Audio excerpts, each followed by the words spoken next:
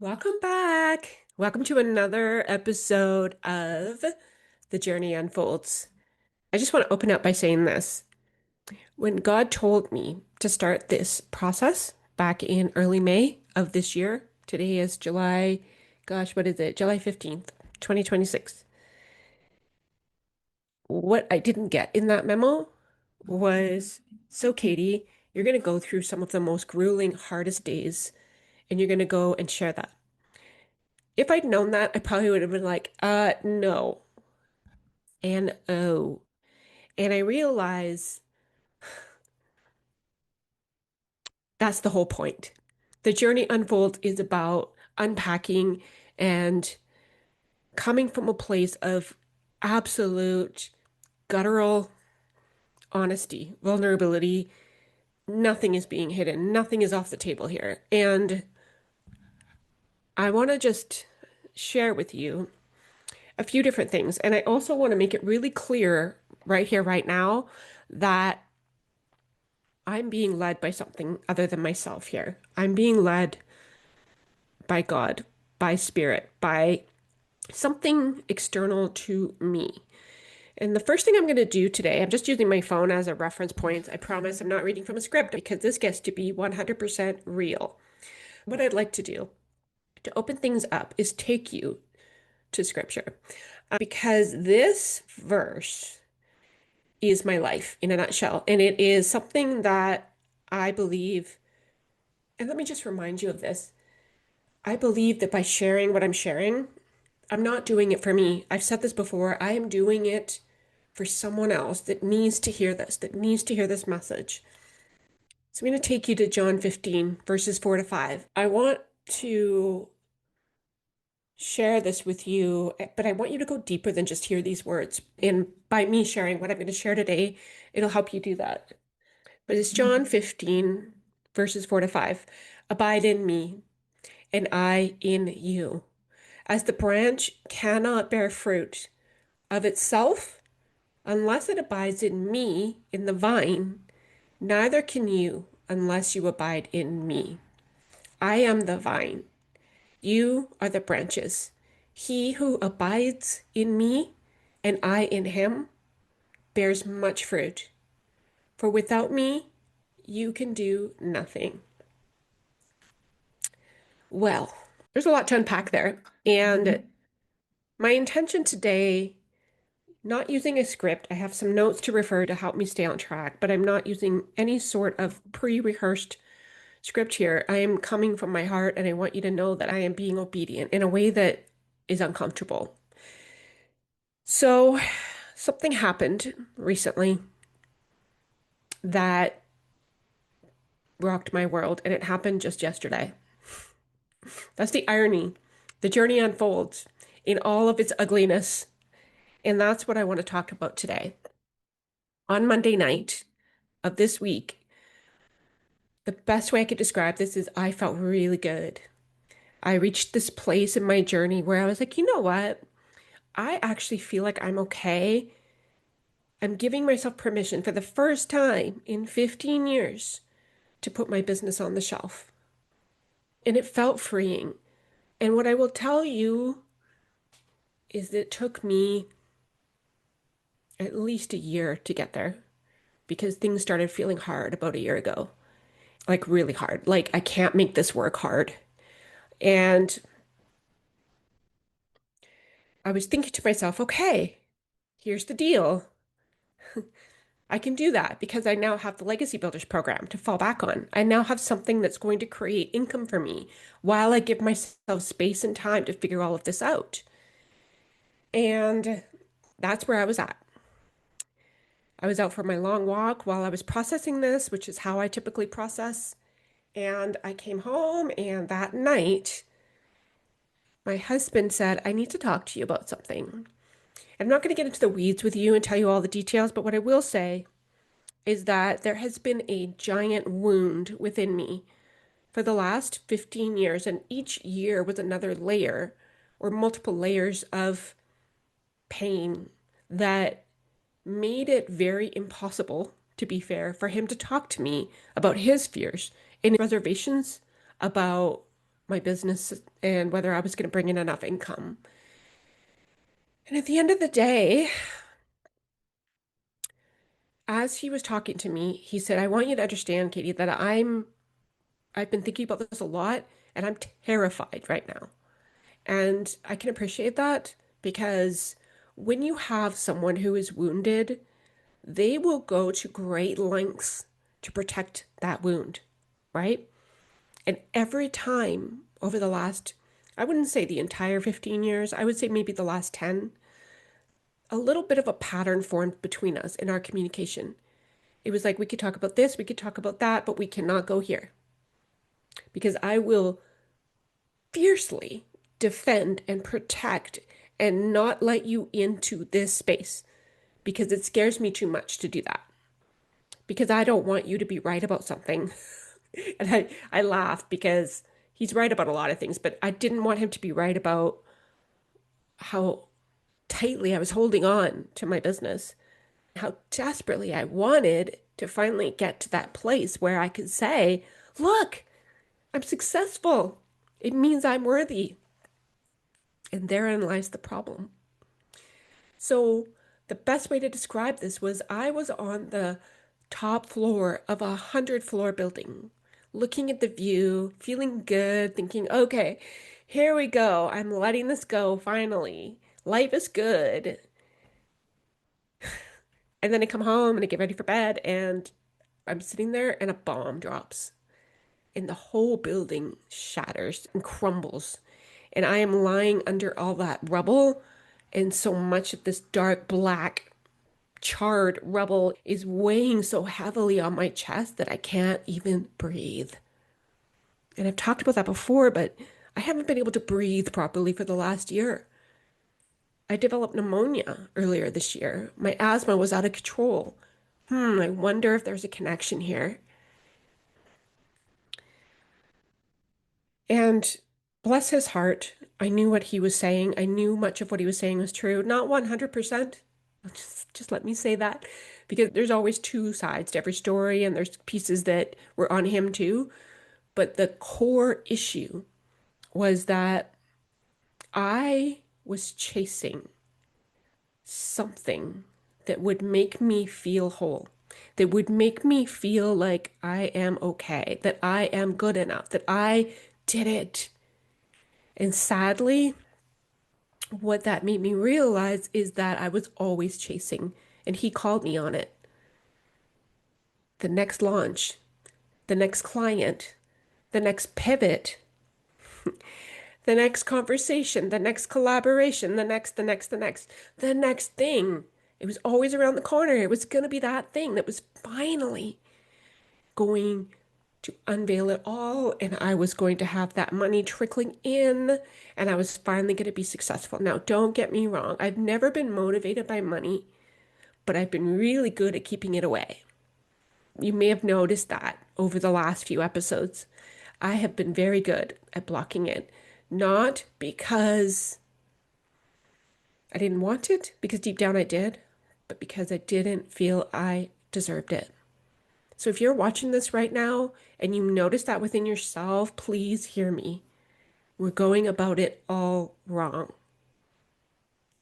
And I don't hate, yes, I do. Let's be real, I'm human. I hate that it took me 15 years to get this.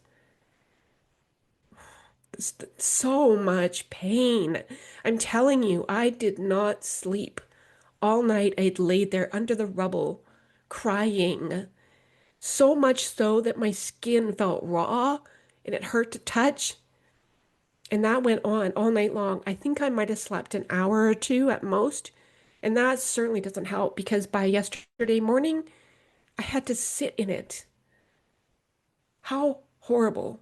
I'd gotten so good at being able to take all that gross, heavy pain and just tuck it all over here in a jar and then just tighten that jar as tight as I could get it. Just put it to the side. Just, we're not going there. We're not going there. And meanwhile, that wound got bigger and bigger and bigger, and I got more and more protective. And so my marriage, guess what?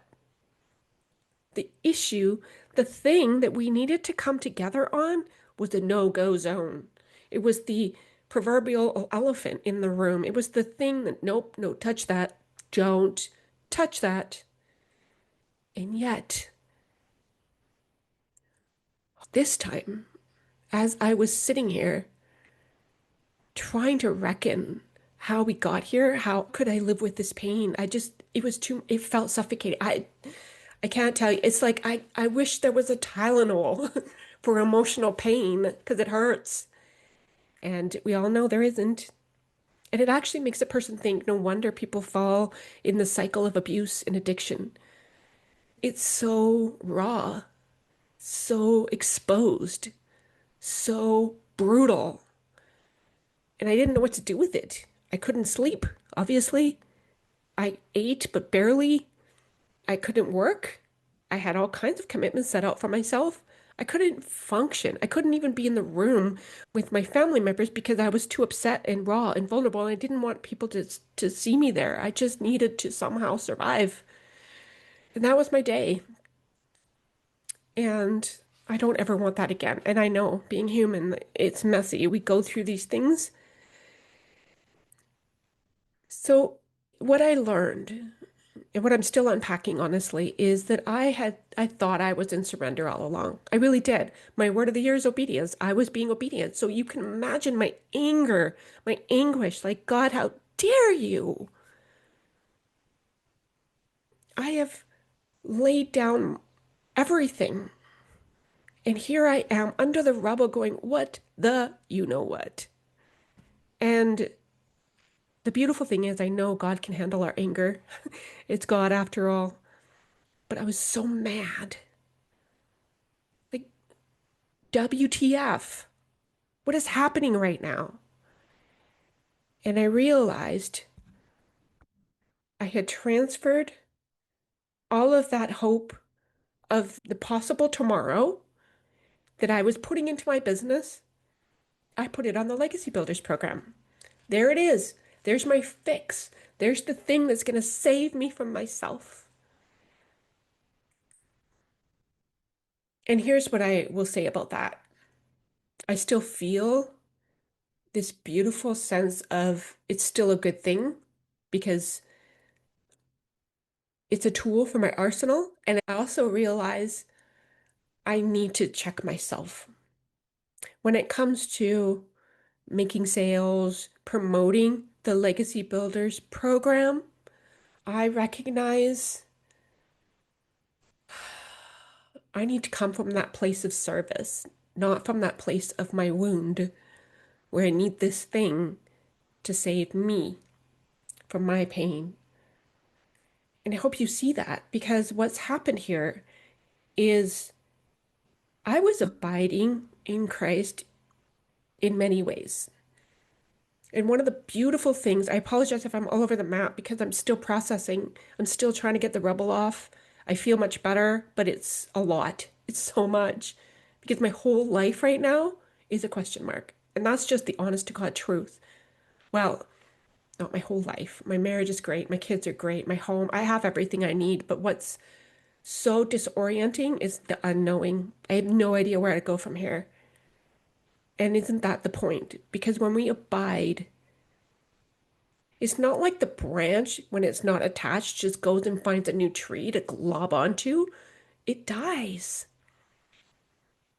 It can't survive. And I'm realizing that parts of me have died. Old parts of me have died. And that's a grieving process in and of itself. My business, I don't know where it's going. I've laid it down. I may or may not pick it back up again, but if I do, it has to be for the purpose of what God's telling me to do with it, not from the place of Katy needs to be healed here. Katy needs to prove something. I can't do that to myself anymore. And one of the things that came out later in the day when my husband and I went for a drive, I told him I needed to be at the lake. I needed to be able to sit by the water. I needed to release a lot of pain, both in talking, but in spiritually releasing. And part of our conversation that I wouldn't say forgotten about, but I was so fixated on how much I have, quote, failed and that my business never was what I hoped it would be. And in fact, I was convinced, I said to myself, I have failed so badly that I've taught our kids, who are now pretty much adults, the message. And this is what I was telling myself. The message is dream big, don't settle for being in the box. And I wanted them to see possibility. I wanted to see faith in action. I wanted them to see all of that. And what I'd done instead in my mind was show them that that actually just leads to devastation, disappointment, crushing disappointment, by the way, and financial scarcity and lack and uncertainty. And I that was part of the rubble. That was part of that impossible weight that was, that was suffocating me. Because the part of shame, part of all of this is that we just beat ourselves up to nothing. And I had just created this impossible standard for myself and then layered more shame and pain on top of all of it. It's just unbelievable. But Chris, my husband, reminded me, you were a big piece of how those kids turned out. And I also don't want to get too personal and share too much because I don't feel that's right. But what I will say is one of our three went through a period that was just unbelievably awful to go through where I didn't know if he would take his own life. And that's not something I want any parent to have to go through because it is just gut-wrenching and impossible. And in that time period, my whole business life was so secondary. Like it was there. I was picking away at it, but my focus was on him. And my husband said something to me that just, oh, I just couldn't stop crying. He said, you don't know the power of your decision to be present as a mom, to make everything else secondary, to help them grow, to help them change, to help them through all of the, like I created a presence, is what I did. And I was committed to that. And I'm still trying to wrap my head around this, but when it comes to our middle one, it's possible that the choices I made as a mom saved his life. Because if I'd been working and I'd been away and I hadn't been present, I don't even want to think about the alternative. And I don't say that to brag and say, I am an amazing mom and I've got it all right. But what I want to say about that is, why do I beat myself up for not having the kind of business success that I wanted when that never mattered by comparison to this? But somehow I completely diminished all of that to make sure I had something to beat myself up about. And so this whole collapse, it didn't create the wound, it just exposed it. And I'm still trying to get out from under it, and it's going to take me days, weeks, months, even. It's going to take time. After all, this is 15 years potentially of layer upon layer upon layer of just surviving and thinking that I was following God's will, but actually, I was following Katie's agenda and asking God to help from time to time. Like, I'll drive, you sit there, don't touch the dials. Um, but if I crash, maybe I'll let you drive for a while, but then I have to drive. Like, it's just, I hope that by sharing this, that you can resonate with this experience where we just think that we're following God, but actually we're not. We're creating the agenda and asking Him to give it the okay. And even when He doesn't, we just like to say that He did because we're going to go right ahead anyways, right? We're in control. What I love about John 15:4-5 is it says, I mean, there's variations of the text, but take care to abide in me came from the version that I was reading this morning. And take care to, I really soaked that up. I was like, this is never, it's not a command, it is an invitation. And there's a big difference because when you're in that place of shame and self beat up, you're like, I didn't listen, I didn't obey. But actually, take care to abide in me It's an invitation. It's a way to say it's going to be so much better for you because I know you better than you know yourself. So please come abide in me and let me abide in you. And it becomes this beautiful synchronicity of releasing everything that you thought you were supposed to be and becoming who you in fact are supposed to be. So why would something created by someone try to be something it isn't? And for me, I'm realizing more that the more I abide, the more my desires, my intentions, my focus, everything shifts and becomes more aligned. And one of the things that I've grappled with, and I'm speaking to you entrepreneurs out there that are living with constant anxiety and fear. Heck, you don't have to be an entrepreneur. We all have it. We all live with that constant anxiety and fear. And for me, it has just been this constant source of contention that just lives beneath the surface. And all it would take to make me spiral would be to move money from one account to another to make sure we don't go under, so to speak. And if you can resonate with that, I want you to know you're not alone. And I feel hope for the first time after going through what I went through over the last few days. I feel such deep hope and renewed clarity. And I'm sharing this with you because it's literally unfolding. And what I want to say from where I'm sitting right now is I don't know what comes next. I have moments where I feel disoriented, kind of like when you finished. I don't know if you went to university or not, but I remember finishing university, and up to that point, everything was nice and laid out for me. You go to elementary school, you go to or you go to daycare or whatever you did. You go to elementary school, you go to high school, you go to college, university. At least that was the perception I had, and that was the expectation upon me. So I finished university, and then you're like, oh my God, there's no logical next step. I actually have to, oh my God, I have to go out and figure all this out. And it was such a feeling of like panic and I don't know what I'm going to do. Obviously, I was well cared for. I was led. I followed the path and it unfolded before me and it's unfolding now. And this time, as opposed to when I was, 20, whatever I was, 24, I think, when I finally graduated, at that time in my life, I had faith then, and it led me to the community where I met my husband, and the rest is history. But I didn't have the same certainty that I feel in my bones right now, which is, as I was sitting at the lake and listening to my husband and having this conversation, which, by the way, wow, we healed something very big in our marriage, and I am forever grateful. I never want to go through that pain again. But if it means saving my marriage, I'll go through it 100 times. But I still don't want it. Just saying. What I realized in that conversation was the Legacy Builders program, which I've talked about and will continue to, was that next thing for me. And I was attaching my identity, myself, my hope, my everything to it.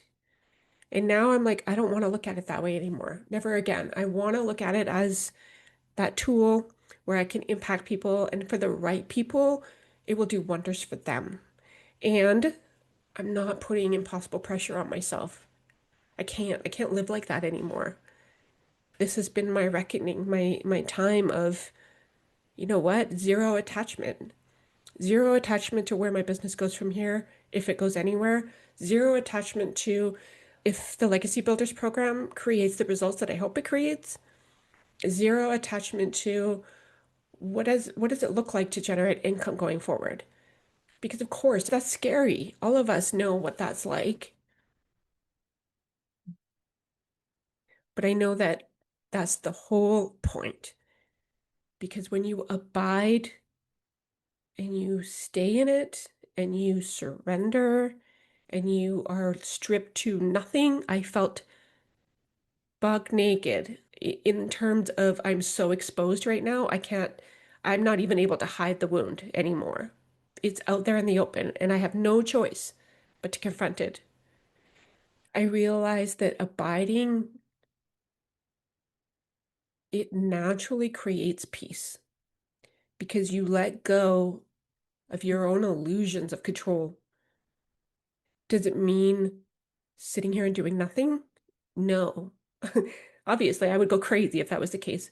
But it does mean letting those answers come from that place, from source, from God, from spirit, from something that sustains me, rather than looking out there to fix something that's broken, that was only ever broken because I wasn't connected to the vine in the first place.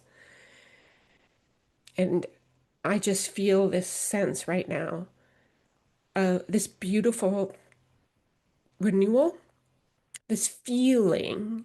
And again, the journey unfolds. So you get to be in suspense as much as me. This feeling of, I can't comprehend right now in this moment in time what the future holds. I've received very clear instructions that for the next few weeks, month, my job is simply to abide, to be, to let go, to heal, to trust. And do you know how hard that is for someone who likes to just get to work and fix and do all the things and I am stepping into something that feels very strange and uncomfortable. And yet it also feels really good because it feels peaceful. It feels,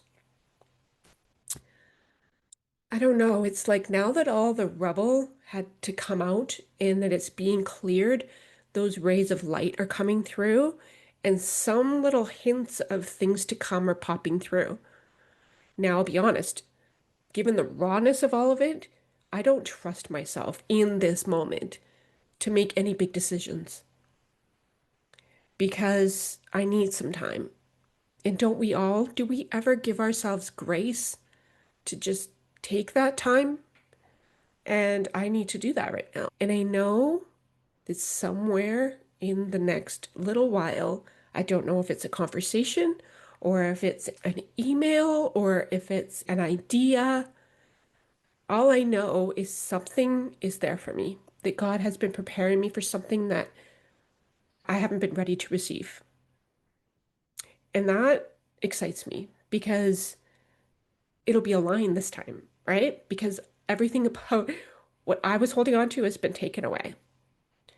I'm telling you, if you are holding on and trying to strive and do, and just please, if you are constantly in the perpetual state of stress and striving and fighting to hide something or protect yourself, it hurts unbelievably bad to confront that wound.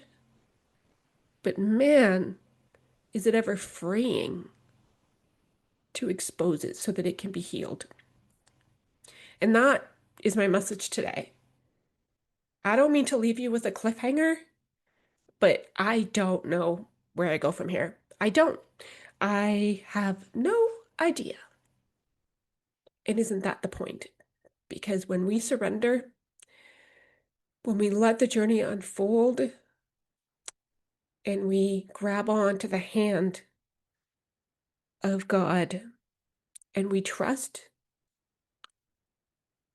what a beautiful thing that is because it sets us free. And I want that for you too. So if you haven't done so already, please hit subscribe. Obviously, what comes is as much of a mystery to me as it is to you. And I want to hear your comments, guys. I want you to share below what's resonating. Was this something you needed to hear today? Was this something that you are wrestling with too? Because I know I'm not alone on this. I know that for a fact. It's just that I'm sharing my version of it because it's meant to touch someone else too. So thank you all for watching. Subscribe, and I'll see you next week for The Journey Unfolds.